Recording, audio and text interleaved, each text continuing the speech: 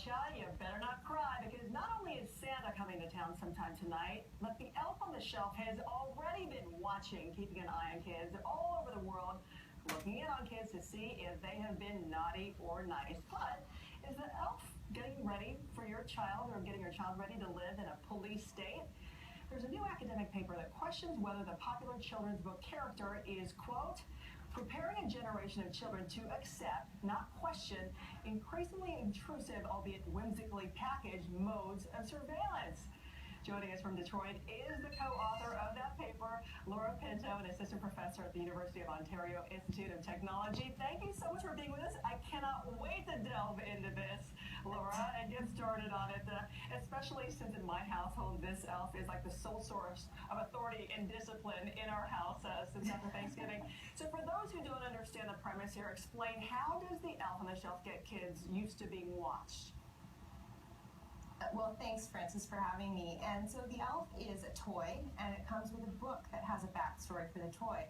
So essentially, the way that the game works is parents, which it sounds like that's what you do, Francis, place the elf on a shelf or somewhere in the house where it watches the children all day long. And the children mustn't ever touch it, or it loses its magic. And it requires that magic to return to the North Pole each night to report back to Santa and let them know about your kid's behavior. And so basically then the elf plays the role of an employee of Santa and is carrying out the surveillance on behalf of Santa. Sure. And his good, naughty, nice list. Our elf is watching really, really closely for our kids. It reports back every day to those kids. My kids know that, you know what, they got to step it up.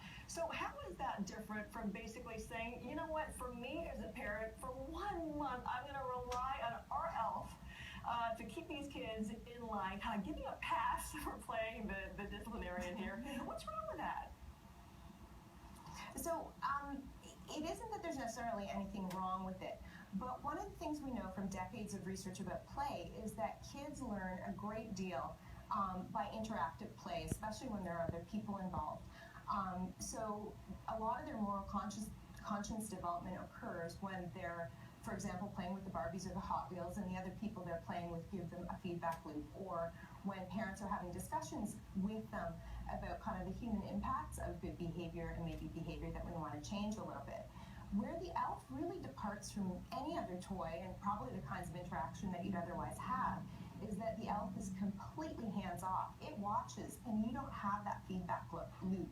And that's even different from Santa, who I know has written back to some children when they've written to him, and I know a lot of kids who have gone to meet Santa at the mall. So the elf kind of lacks that feedback loop and interactive element. Okay, but isn't it up to us as the parent to say, you know what, and the elf is definitely watching you and reporting back, and he leaves us notes in our house and treats sometimes too. But isn't it up to me as a parent and others out there to kind of explain maybe why and help guide so our kids do understand that?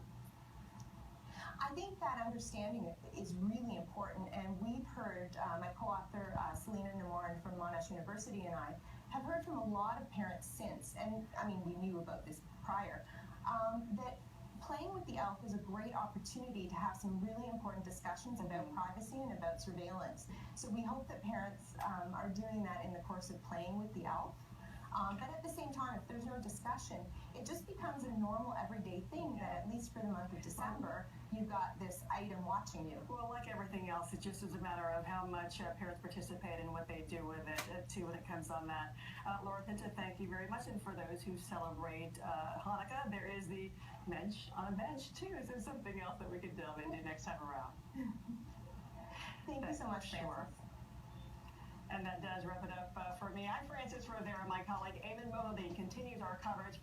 Right after the break, we'll have an update on those deadly tornadoes.